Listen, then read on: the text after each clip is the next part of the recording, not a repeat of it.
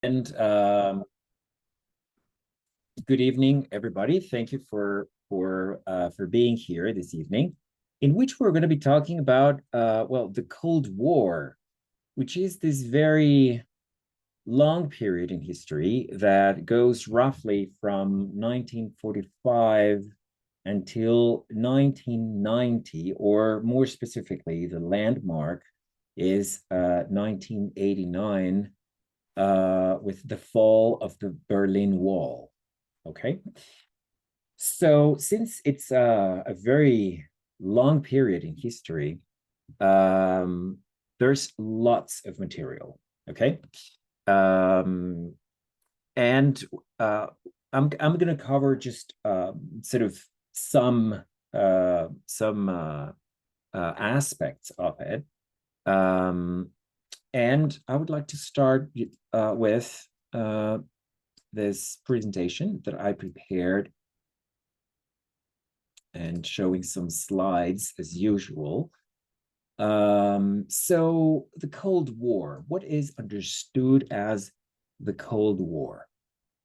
Well, this confrontation between these two superpowers, the United States and the USSR, as it was known in those times. So the Union of Soviet Socialist Republics, okay? Or it's not Russia, because there were other countries involved. So that's why the acronym is USSR, okay? Now, two things that are important here to start with. First of all, that these two superpowers never confronted each other within the territories, within their own territories, okay? They fought against each other in the territories of other countries, okay? And that is known as a proxy war, okay? So if you are not familiar with the term, or if you had heard the term but you didn't know what the meaning of a proxy war was, that is the meaning. Okay, when two superpowers confront each other, but they do not fight within their own territories. Okay, they fight in the territory of a different country. That's the first thing. And the other thing that I wanted to say was that unlike World War I, for example, in which the different empires fought against each other, but they fought for territories, for the influence that they had in certain areas in the world. But they had the same ideology, right? In this case, these two superpowers had different ideologies. So on the one hand, some people might say, look, these two countries were fighting as any other countries. They were fighting for land. They were fighting for the influence on certain regions, important regions in the world, and that all that was masked behind these ideologies. So to a certain extent, it's the old same story, and to a certain extent, I think that is correct. But we can't forget that these ideologies influenced the whole world, okay, in the 20th century. So it's not something superficial. So that's important. And it seems to me that the majority of the people in this room, maybe I might be mistaken, but I have the feeling that most of us were born before 1989 or before 1990. So I think that we all can sort of relate to some episode, or we can remember something that affected our country, okay, in during this period, the Cold War. So that's my question, and I would like you to type in the chat, or if you'd like to open the microphone and just say it in English or in Portuguese, feel free. The question is, how did the Cold War affect your country? How did the Cold War affect your country?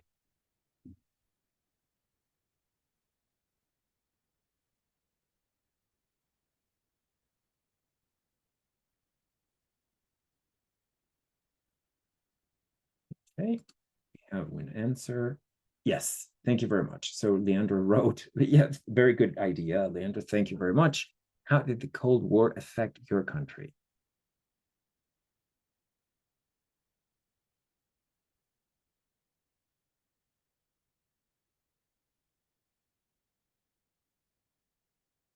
Okay, so I'm going to start. Okay, so most of you maybe know, and for those who don't know, I was born and raised in Chile. I moved to Brazil when I was already an adult, but I was born and raised in Chile. And well, my country was affected in the sense that we had a coup d'etat, right? The military ousted President Salvador Allende in 1973, a president that had been democratically elected. Um, and he was a socialist president. So there was this socialist movement in those years in Chile. And with the help of the CIA and with the American government, the military took over.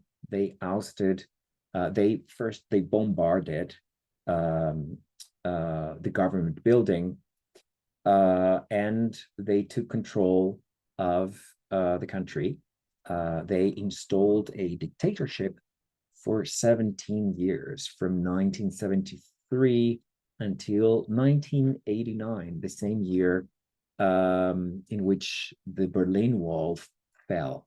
Okay, so that's how my country and my life, of course, was affected, because I grew up in a country under a dictatorship, an anti-communist dictatorship. So the anti-communist discourse was very present, in the country in those years, and in my life, as a consequence. I would like to hear from you. Um, how do you think that the Cold War affected Brazil?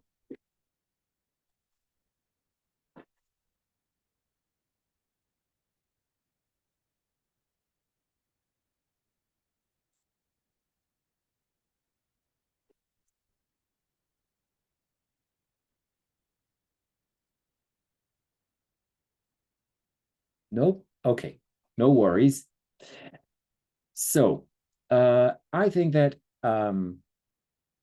we have to talk a little. I mean, I wanted to talk a little bit about these two ideologies. Okay, uh, and I'm going to start with capitalism. These two ideologies, capitalism and uh, communism.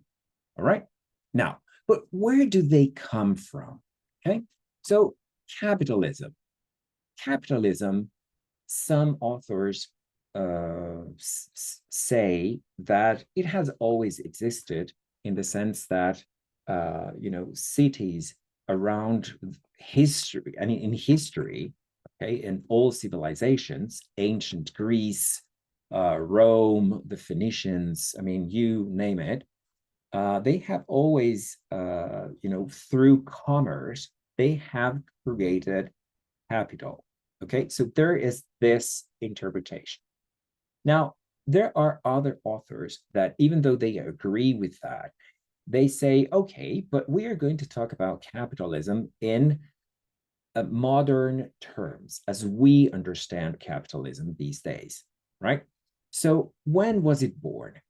It is sort of commonly accepted that capitalism that we, as we live it today, started with the Industrial Revolution. And the first Industrial Revolution happened in the second half of the 18th century, okay? Located mainly in England, okay? So the first philosopher that wrote about what was going on was Adam Smith, okay, a Scottish philosopher and writer who wrote his most famous book regarding capitalism, or that is sort of mentioned as a reference, is this. It's the short title is The Wealth of Nations, right? But the whole title is An Inquiry into the Nature and Causes of the Wealth of Nations, published in 1776. And what Smith was doing was trying to understand what was going on, okay? It's interesting to realize that he published this book the same year of the Declaration of Independence of the United States, okay, 1776.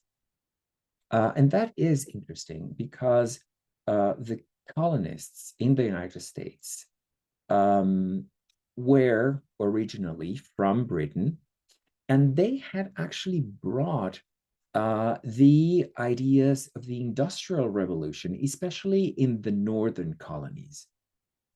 So the United States, actually, when they declared the independence, they already had the seed of the Industrial Revolution, of industrialism.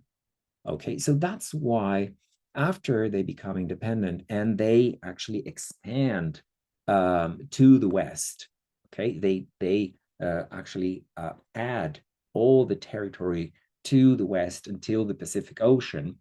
They did so with this DNA of industrialism or capitalism. Okay. Now, it's also important to understand that Adam Smith did not write sort of a playbook, a book with recipes. He was not an economist. Okay, so the world was sort of trying to beginning to understand what this system was all about. So what Adam Smith was doing was just sort of reflecting on how these things were working and how that would affect the private life of citizens, right? So that's also important to mention. He's not sort of the, some people refer to him as the father of capitalism, as if he had written, all these formulas on how you have to set the economy of a country in order to become capitalist. But that's not the truth, okay? Good. Now,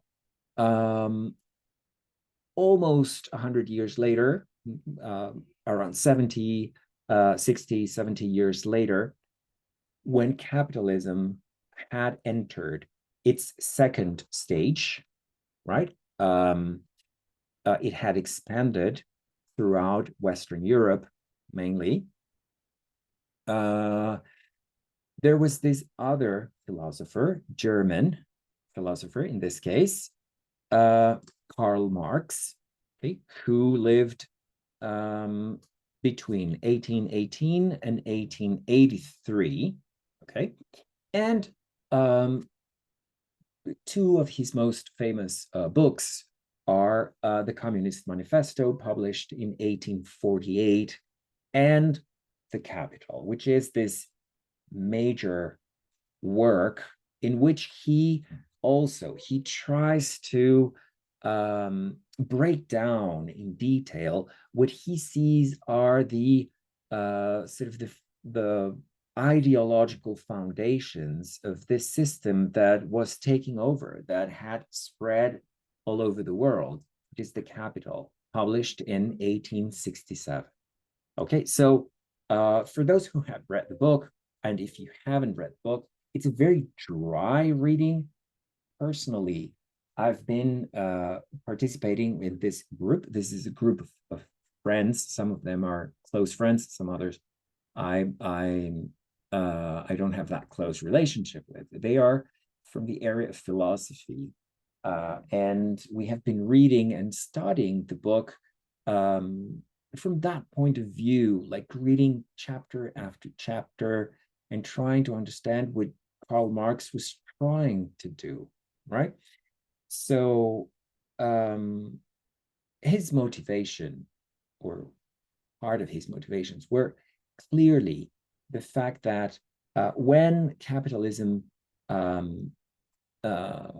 spread in the 19th century, there were lots of abuses, right? So it's also the second half of the 19th century is also known as the Age of Revolt, in the sense that there were so many, workers would work as a minimum for 12 hours.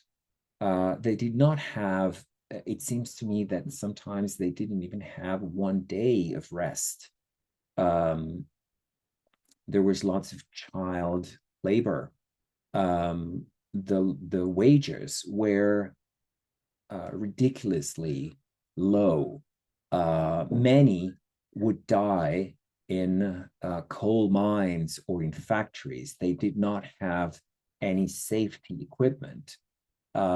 So the accumulation of capital came together with abuses, right, to people, and that's why Marx actually talks a lot about all these terms: the labor force, values, goods, and his, I would say,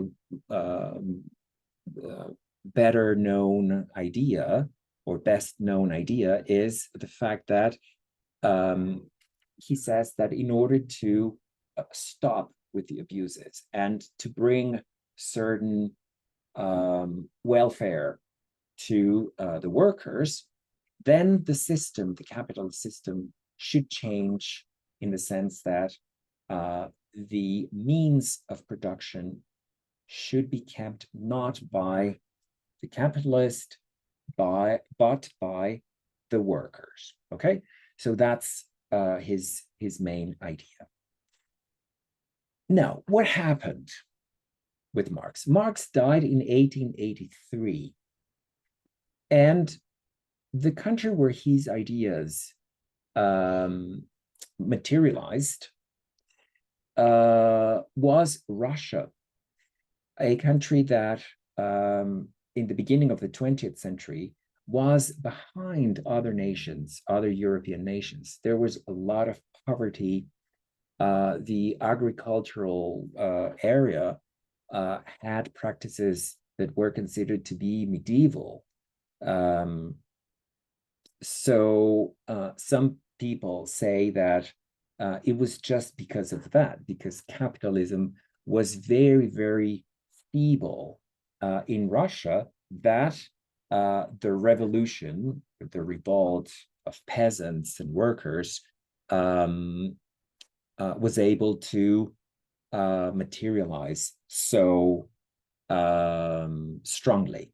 Okay, now the thing is that Lenin and later Stalin, they implemented something that probably would have puzzled, to say the least, would have puzzled Marx, in the sense that, especially Stalin. Okay, so Stalin created this centralized, bureaucratic, totalitarian regime that did not consider the voice of the workers, of the people. Okay, so that's actually sort of a, I would say, discrepancy, right? Between the ideals that were established by the philosopher and the ideas put in practice. Okay. Now, the Second World War happened, okay, and we can't forget that Russia was part of the Allied forces. Okay, and this is a picture that brings Winston Churchill, President Delano Roosevelt, and Stalin together. Okay, a little bit before Roosevelt died. Together. So you might think like, what are these three people are doing together when Churchill and Roosevelt were the leaders of capitalist nations sitting together with Stalin. Okay, Stalin was there because he was basically interested in destroying Germany. Okay, that was his main goal. But this is the beginning of the Cold War, because Stalin wanted to actually add all these countries, the Eastern Europe countries, and others. Okay, he was not interested in giving these countries the autonomy.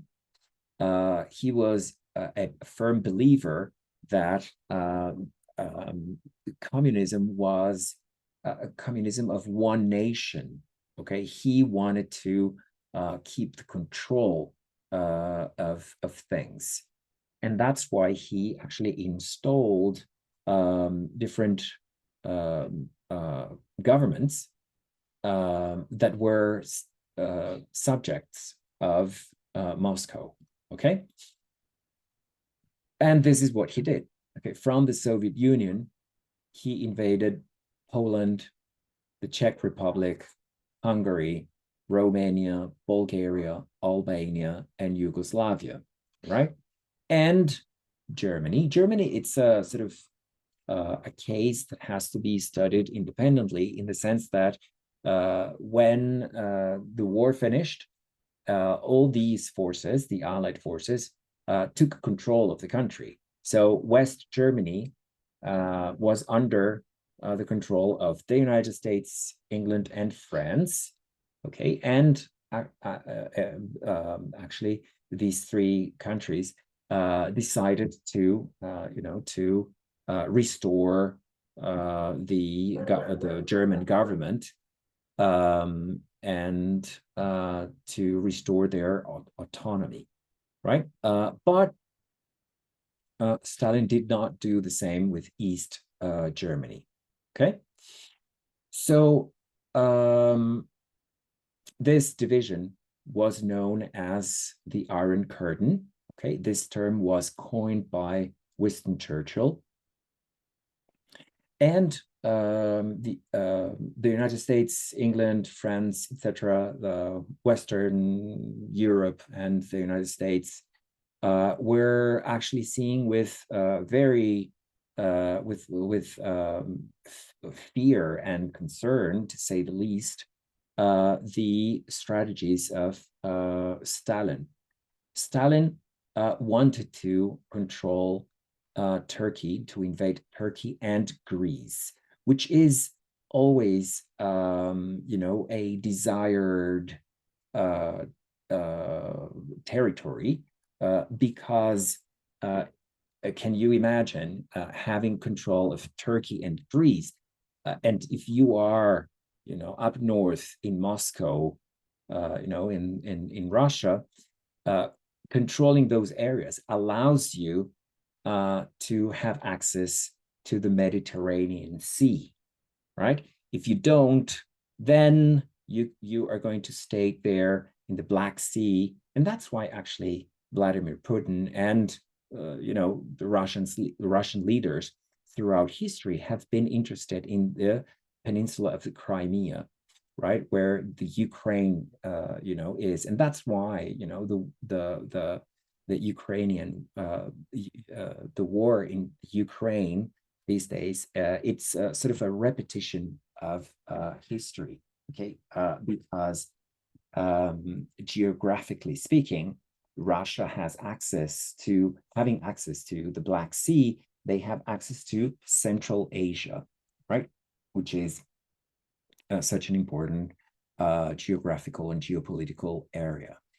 So in 1947, so look how things happened in such short in a short period of time. So the war finished in 45, and in 47 there was already the threat that Stalin would take Turkey and Greece. And President Truman from the United States went to Congress and asked for help, okay, for economic help. They wanted to free Greece and Turkey from that threat. And I brought this footage, okay, that was known as the Truman Doctrine. He delivered his speech on March the 12th, 1947. And I brought this footage. I think it's always interesting to watch these clips that were taken in that at that time. Okay, here.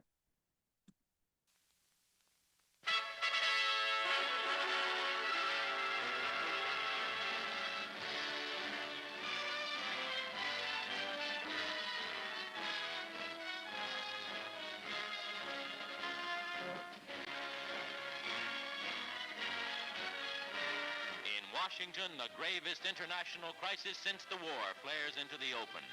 President Truman drives to the Capitol to report to an extraordinary session of both houses of Congress on the growing problems in Greece and Turkey.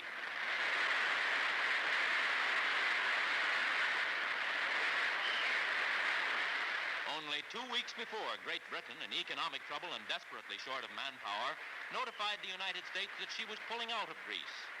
Faced by a complicated situation of world rivalries, President Truman, in dramatic urgency, brings the matter to the attention of Congress and the public. The gravity of the situation which confronts the world today necessitates my appearance before a joint session of the Congress. The foreign policy and the national security of this country are involved. One aspect of the present situation, which I present to you at this time for your consideration and decision, concerns Greece and Turkey. Halfway around the world are the two. Okay, he says concerns Greece and Turkey. So here in this map, in black, is shown how the USSR was actually moving towards Western Europe, okay, and southwards as well. Now, after explaining in more details the situation in Greece, we're going to listen to a little bit more of Truman's words. If it is to become a self-supporting and self-respecting democracy, the United States must supply this assistance. We have already extended to Greece certain types of relief and economic aid, but these are inadequate. There is no other country to which democratic Greece can turn. No other nation is willing and able to provide the necessary support for a democratic Greek government. Okay, and so on and so on. I mean, these are all on YouTube. You can watch them entirely, and it's so interesting. This was known not only as the Truman Doctrine, but was also referred to as the containment policy, which had the objective of preventing any extension of the communist rule to other countries. Okay. In the same year, 1947, some months later, in the United States, they approved the Marshall Plan. And the Marshall Plan was this economic plan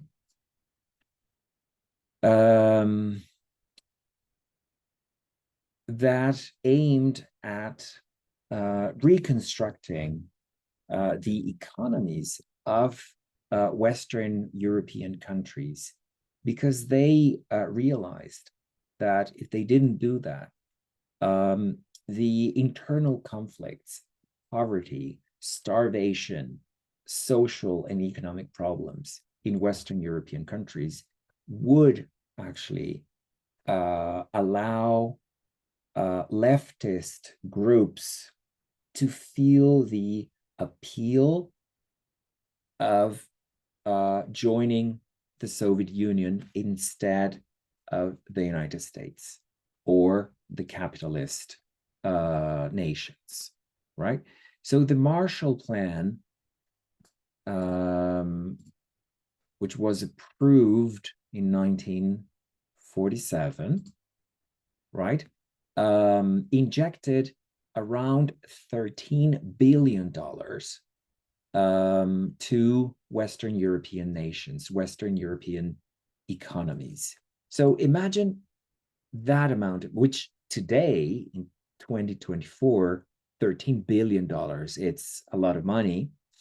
Can you imagine in 1947? So the countries that received more money were Great Britain, France, Italy, and West Germany. And actually, that's what saved those economies, right? And the economies of these other countries. So that's very interesting. So just as sort of a quick comment, and in the sense that the United States foreign policy has never, ever been, and well, it has never been that generous with, for example, Latin America, right? So I was just, when I was preparing this presentation, I was thinking a situation in which Argentina is now, right? With the economy in a very, very vulnerable and dangerous situation with, owing a lot of money to the International Monetary Fund, to the World Bank, etc. So how good would it be if an economy like the Argentinian economy or the Brazilian economy or economies in South America, how would it be if we received the help, the economic help to that level? How good it could have been if it had happened. Yeah. So, well, anyway, that was it's part of a digression. Okay, I was just thinking about that. Well, the economies of these countries recovered, and yes, actually, the threat of these nations looking towards the Soviet Union was, removed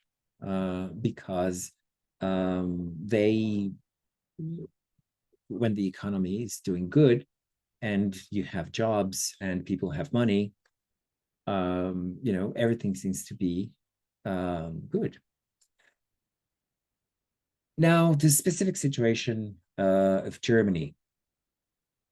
As I said, Germany was actually divided in two parts, or three, if you will, but two parts in the sense that this red part was taken by the Soviet Union and the Western part by Great Britain, France, and the United States, right? Now, in June of 1948, just a year after the Marshall Plan, Stalin closed all the highways and rail routes into West Berlin because the capital, Berlin here, was sort of an island within Eastern Europe, right? And they had actually agreed to distribute the city roughly the same way they had done with the rest of the country. So there was sort of an Eastern Berlin and West Berlin, okay? But in 1948, Stalin decided to create this blockade, okay? He closed all the highways and routes into Berlin. However, the West, especially Britain and the United States, started something that was called the airlift. So they didn't have highways, but, and I'm going to read this because the numbers are so impressive, they started to fly food and supplies into West Berlin for 327 days, so almost a year, okay? And during that period, planes would take off and land every few minutes around the clock. There were 277,000 flights, which brought around 2.3 million tons of supplies, everything from food, fuel, medicine, Christmas presents, etc. To the point where Stalin, in May 1949, realized that he had been bitten, that he was not going to be able to take control of Western Berlin. So he decided to lift the blockade. Okay, he built the wall, though. That was the only sort of thing that he was able to do, to build this wall that separated Berlin in these two sides, and he actually forbid Eastern Berliners from leaving Berlin. Okay. Now, that was in Europe. Asia. What happened in Asia? Now, we have to understand that, and many historians and critics, they say that the communist threat, okay, became at a certain point a paranoia, in the sense that all the countries had their own problems, and many of the social inequalities, the specifics of the inequalities of each countries were actually trying to be resolved their own way. Many of them looked at the Soviet Union, and they were inspired by the Marxist and communist ideas in order to resolve their own problems. And what happens is that the paranoia of the communism made the United States make some mistakes. okay, in the sense that they supported sometimes some governments that, even though they were aligned with the United States, or they had pro-capitalist views, they were not good governments. And that happened in China. China is an example of that. So we have to the left the nationalist, the leader of the nationalist movement, Chiang Kai-shek, okay? And to the right, to my right at least, Mao Zedong, okay? The leader of the communist revolution in China. So in 1949, okay, what happened was that even though Chiang Kai-shek had received the support of the United States, it was unclear that his government was leading things to a good place. There were claims of corruption in his government, and he was finally ousted by Mao Zedong.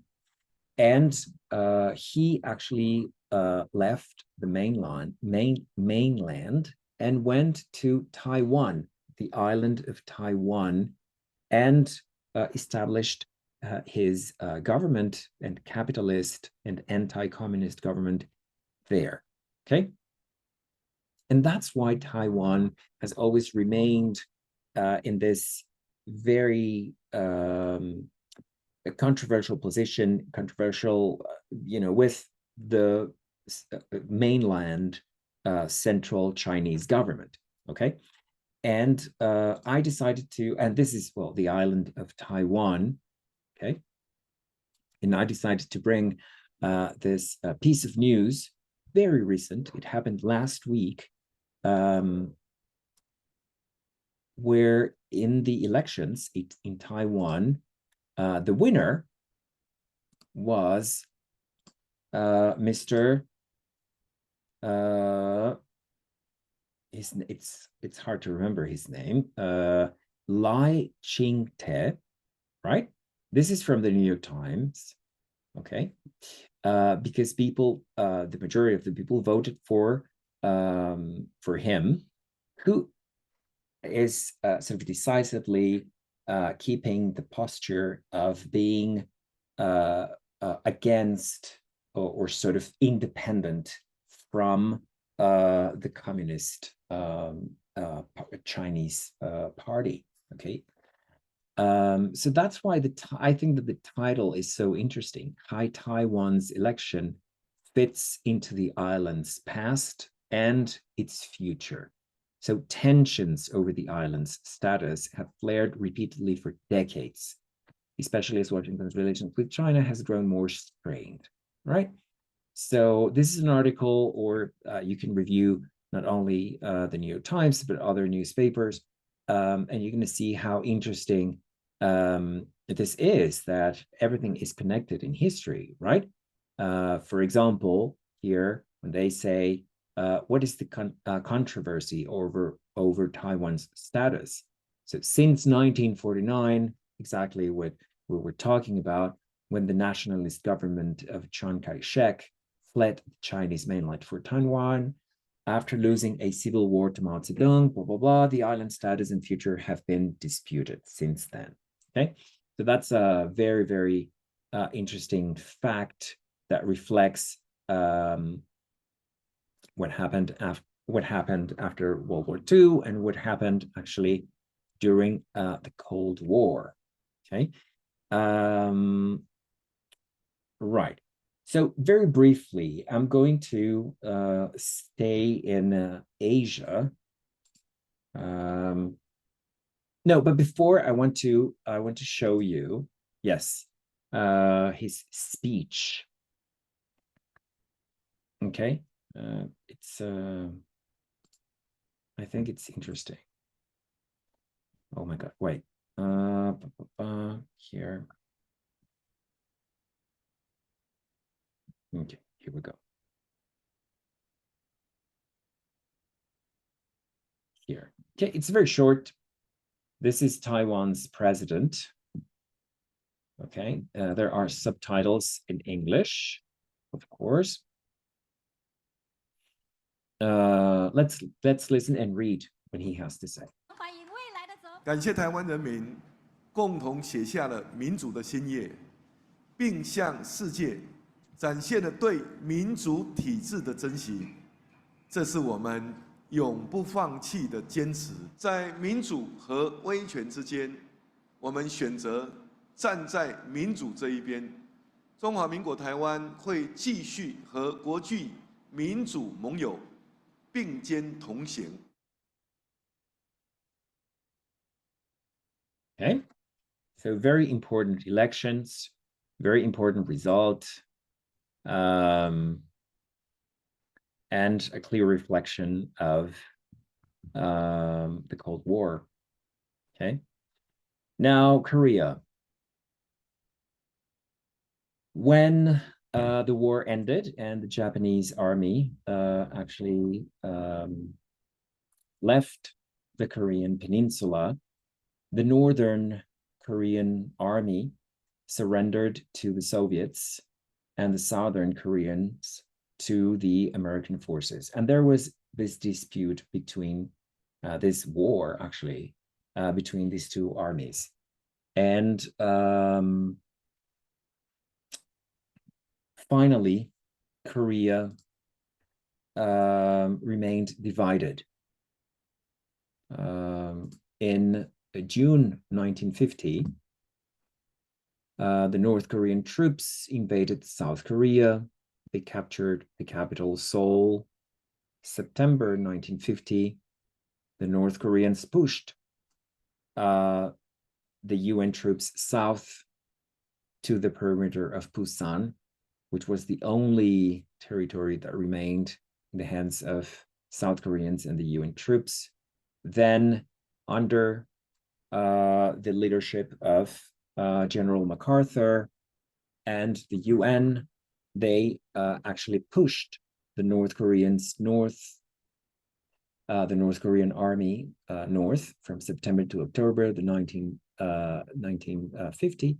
But then China, which already had, the communist government of Mao Zedong, helped Koreans, which actually moved southwards, and they all ended in everything finished in the 38th parallel, and that's why Korea remains divided in North Korea and South Korea. Okay, so this truce line that was established in 1953 until today, right? And with all the tensions that we learn, almost weekly sometimes, okay? It really sort of depends, but sometimes it's so present in the news, these tensions between South Korea and North Korea, and North Korea, threatening Japan with, weapons and so on and so forth. So, the Cold War is still present,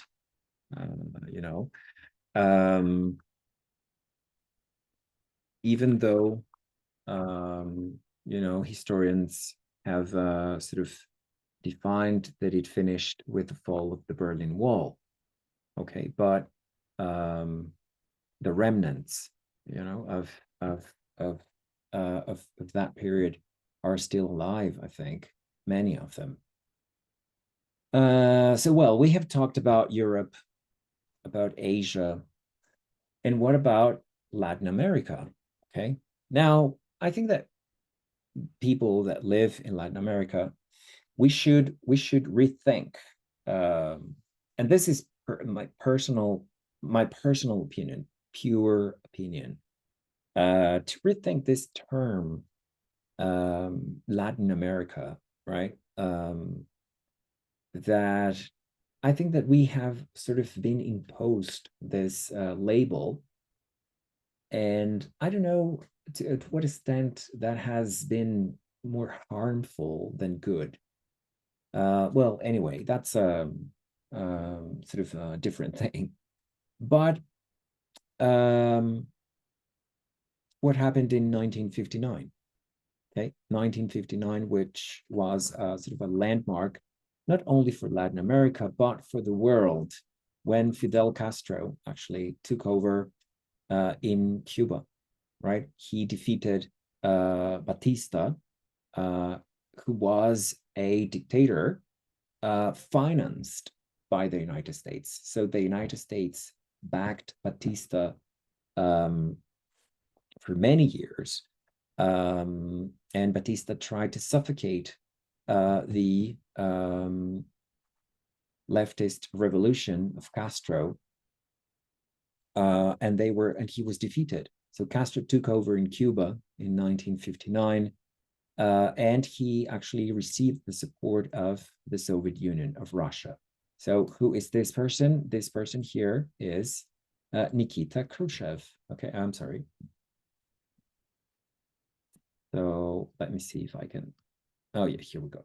So, well, here's Castro, of course, and Nikita Khrushchev, okay, the Russian leader that came to power after Stalin's death, okay? So, yes, that's what I actually, that's what I prepared for this evening.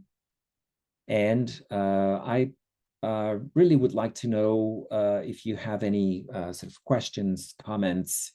In 2 weeks' time, I'm going to be talking about the Vietnam War. And the Vietnam War is actually one more of these wars that are included in this period known as the Cold War.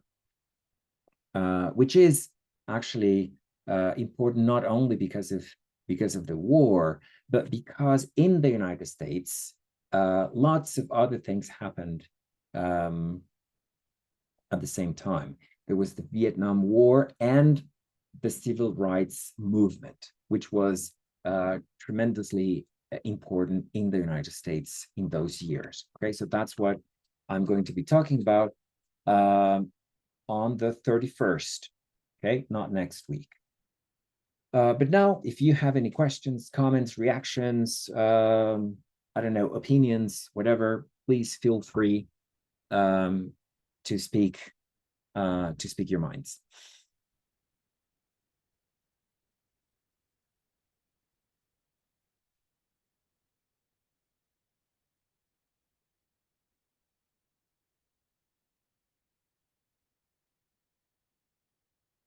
Congrats. Well, thank you, Fabiana.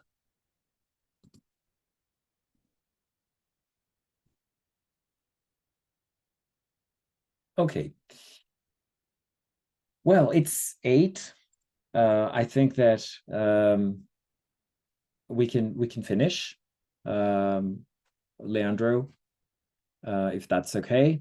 I think that's all for today. And don't forget that on the 31st, at the same time at 7, I'm going to be talking about the Vietnam War.